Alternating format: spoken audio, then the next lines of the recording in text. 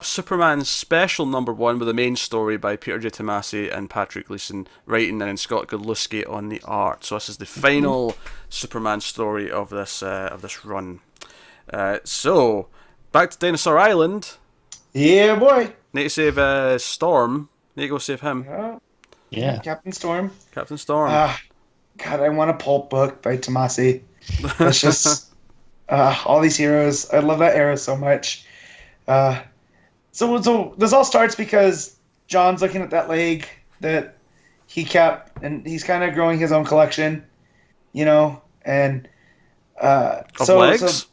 No, Souvenirs. of like souvenirs from. I got what you meant. I just wanted to make a joke. Yeah.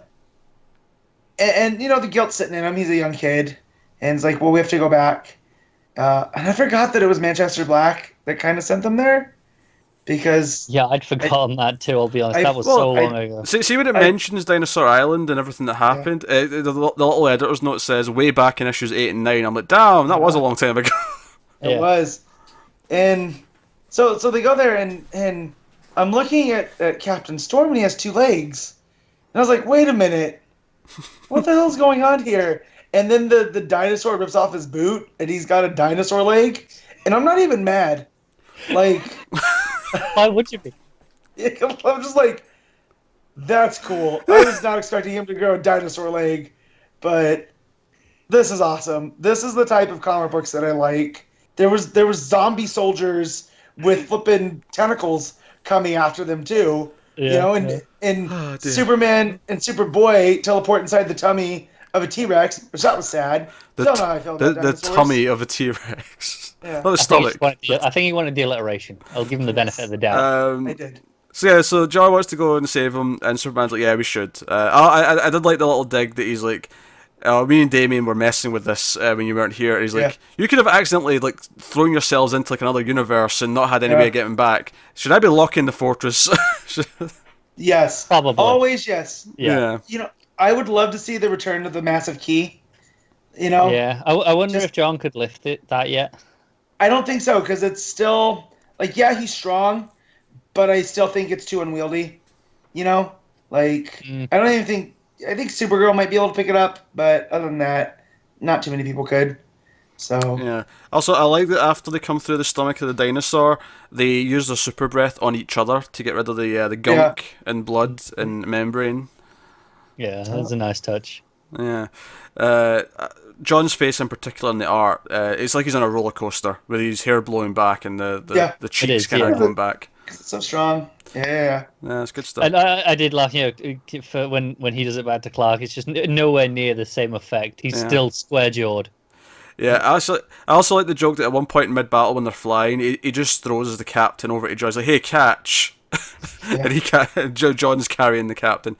It's all very good fun. It's a fun story. It's very pulpy. It's very fighting dinosaurs. I missed this. Like through some of the arcs that we've gotten, I missed how fun this series used to be. It's really bittersweet, isn't it? Because you're like, God damn it! Why do they have to do this at the? I almost wanted this ending just to be shit, so that I'm like, good, it's gone. I can move on. Yeah. Whereas now it's fantastic. I'm like, it's why really, did we waste half of this run on shite when we could have had this? It's really solid. I mean, bring him back to present day. Cyborg's dad hooks him up with a cybernetic leg, and before they leave, he insists on going to the cave to grab the dog tags of his comrades so that he can go around and give them to family members. And he's learning about present day, and we see him like out in the road, and he can't sleep in the bed, so he sleeps in the truck instead because that's what he's used to being outside and sleeping on something hard. Yeah, and we should point out he keeps the eye patch because pirates never go out of fashion. Exactly. That's right. And exactly. He is right on that. Honestly, my only critique is that a couple of and it's not actually a problem in this issue. It's only a problem because it's making me think of when this run got really preachy. It's when they're talking about how there's been conflicts since and there's all these people died, but we have to respect them, and you always welcome our. It was giving me flashbacks of them talking to the homeless vet and that two-parter with the field trip. I felt here with this because I feel in this country we want to support the troops until they come back, and then they come back, so I'm like, oh well, you guys are on your own. So I like that the sentiment Oh was sure, there. like no, this works way better. This is much better than that was in that handled in that It's story. still a little on the nose in the dialogue, isn't it? I think Tomasi has no subtlety when it comes to this. Yeah. He gave a man a dinosaur foot. What subtlety? I mean, if anything, Lois gets a little bit shortchanged because she's only really in the last couple pages. Mm-hmm. Yeah. Well, I love how they left her a note, and she didn't even see it. Yeah. Yeah. Also, I'm glad that Lois called him out on because he said to Storm that he got a good detective friend to. And we're all thinking Batman, right? Yeah. That's clearly the implication. Yeah. And Lois is like, "What? You give Batman credit for my work?" And he's like, "No, you're the greatest detective. He's second best." I'm like, we'll say that in front of him. We'll see how that conversation goes. I do feel that Batman does get a little touchy when Lois is around because she is that great of a. She has a nose for that. Yeah, she's such a good reporter. Yeah, I know we kind of did the joke though when they met that she kind of figured out who Batman probably was once she knew who Superman was.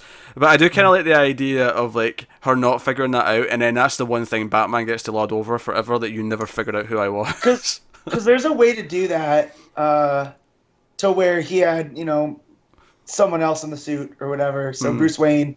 Because they used to do that all the time in the Silver Age. Oh yeah. Someone else, Jean would shapeshift or something to disguise. It's a staple, right? Yeah. Yeah. So I fully believe that. Like that's he tried, and then once they really got to know each other, she figured that out. She was like, "Oh, so you're a liar. That's your superpower, Batman, is you lie." And of course we end with the very meta, like Clark shutting the bedroom door. It's it's the end of Cheers with the close sign being like, "We're done." That's what it is. Well, did you say that Storm goes and he delivers all the dog tags back home? Yes. You see him on the road doing all that. Yeah. Which I really like that because he goes to all the guys and to make sure. And it just felt really nice. So, and I hope we see more Captain Storm. Yeah, no, my favorite sequence is when he's getting into the bed and he's rolling around. He can't get comfy. The art there is really good at selling it. Yeah. That's pretty good. Godlewski does a good job throughout. Yep. John's expressive childhood face, for example, is quite good throughout as well. So no, it's a solid story. It's a nice send off to the run, which is started off really strong, had a lot of downs as we kept going, but it's nice that it had like a final nice little story to wrap up with. But for some reason they insisted on these Action and Superman final issues being specials with extra stories, so we have a couple other ones to talk about. Justify the price, isn't they? Yeah. And I'm just like, you know what, just charge a little bit less and just have it be the main But story. you know what? I like these. I mean, these two in particular more than the Action ones. I like one of them more than the other. Yeah, well, the first one is Strays and Strangers, written by Mark Russell. Brian Hitch is on the art. And Superman's fighting a giant alien creature, and kind of the gist of this is that everyone's like, "Hey, kill it, Superman, kill it." He's like, "No, he's just a stray. He's a big alien creature who doesn't." Well, he's an Atlantean. Or sorry, an Atlantic creature. You're right. Same differences basically. Too many A's. He's not causing problems. He's just hungry, and so I always love the compassionate side of Superman like that. I did like when he called it a tickle punch. Yeah, tickle punch. Yeah. So but the idea that it's just an animal, it's just stray. There's nothing. There's no reason to actually kill it, and we get this little flashback of Pa Kent kind of talking about this. And he saves this old man. The old man wants him to come back for his wife's photos because his memory's not as good as it used to be. So he needs his photos of his wife to remember her, and he ends up saving a dog instead, and he doesn't get the photos, so he fails. And the old man's kind of upset. But he takes the dog, and it's like, I'll be fine. Yeah. I think is this the one that's got the flashback to the parents' funeral, the Kents? Yep. Yeah, that annoyed me a little bit because I was like, no, Ma Kent lived for a long time, and she was still around. Damn it! And I go Superman the movie continuity where Pa died while Clark was still a teenager. Sure, yeah, that's... And not the stupid Man of Steel way. I'm talking heart attack thing that Clark couldn't actually prevent. Even John's Brainiac, it's a heart attack.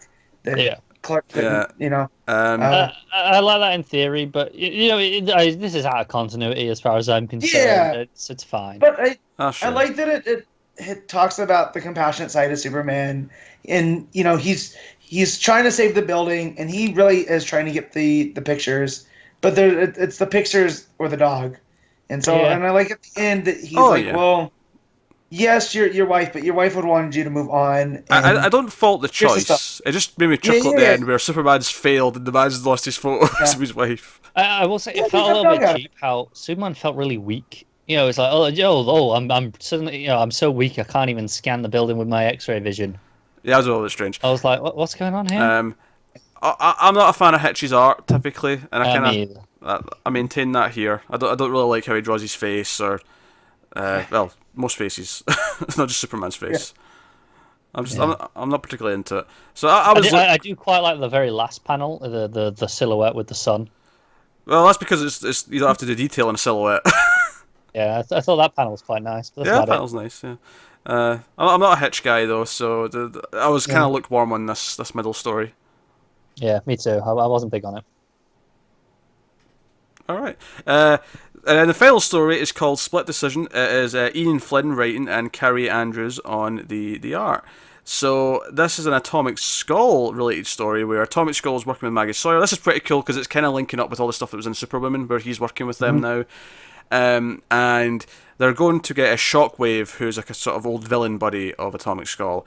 And it's basically Superman kind of trusting Atomic Skull to not, be a villain and like have his back, and ultimately he makes the right choice and beats Shockwave and helps Superman, because Superman's about to die basically. Shockwave's like, oh, even you've got a frequency, Superman, that if I manipulate you'll basically implode, dead. It's going to happen. It's all about trust between the two, and and I like that they can come to terms at the end here, and Atomic Skull is trying to be good. Yeah, because they're basically okay. We're not best friends yet. We're not like we still have like this history, and you don't have to like me, but you did the right thing. So, I think it's interesting. That one also ends with a little, because the first story ended with never the end, and it was kind of like, okay, it's the end, but you never know. Superman's always going to continue. This one just ends with not the end, and it makes me wonder if there is actually going to be some sort of continuation of this. With Atomic Skull, yeah, and some I'm fun. down. I really like this short story. Like it's short, but it's really nice, and I think the art's gorgeous. The art's pretty nice. Yeah, I like Carrie Andrews. I like. I mean, I like the overall sentiment of like he can be good and he's doing good. He's been working with Sawyer and he's been doing a good job. Yeah. And Superman kind of like trusts in him to like be better, and he believes in second and third chances and so on. So no, I like this one. I love the action panels where the backgrounds just go white or to a block color, and we just get the sound effect with the huge letters behind them. They really have impact, and that one of Superman punching him is fantastic. Yeah, the one is punching him, and then there's one a couple of pages before that with the sound going off. With the sound effect, and they're both been like hit with it. Oh, that's good. No, that's great. Also, I'm liking that when we get Superman kind of in, like, not quite silhouette, but they do that thing where it's all black except the logo, but it's also the trunks now are still red. Yeah. Yeah. The cape, the logo, the boots, and the trunks. Yeah. So now we get the trunks back. It actually looks better when they do that now. So, no. I actually kind of like Atomic Skull. It grew on me in Superwoman. Yeah. I like him. Well, he was a character I didn't care about, and now that he actually has a story that it helps, and he's trying to be good, and I even like that Superman calls him by his first name. He calls him Albert.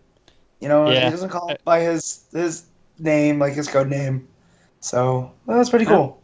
Yeah, and Atomic Skull's like, no, Atomic Skull's fine. Yeah, I like Atomic Skull. It's like, just let's... I think it's the idea that it's just, let's just keep this a professional. Like, he doesn't want to be friends. No. I feel like, I mean, I don't know if everyone else feels. I mean, Matt might not. I don't know if you like Ghost Rider, Matt, but I think I fit into this really weird niche where I like Atomic Skull more than Ghost Rider, and people can fight me on it. It's fine. Anyway, so that's Superman. We should rate the Superman book then. This is a weird one because there's 3 stories, but I think we do have to rate it as a whole, not as the individual stories. So, Connor, you can go first this one. The middle story drags it down a bit, but I really like the other two, so I'm going 8.5. All right, Matt. Yeah, this is an 8. So. I think I have to go just a smidge lower. I'm going to go with a 7.5 on this one. I don't like the middle story particularly much, and I do like the first and last stories, but they don't necessarily knock me out of the park. They don't knock me away. Like I think they're solid. But Carrie Andrews' art in that story puts it above a 7.5 for me. That's fair. But I actually think that may be my also- favourite of the three. I may like that more than the first story. I think I do. Also, But I had a Captain blast with the first one as well. So Yeah. this is one of the most fun comics I read this week. Dinosaur Foot.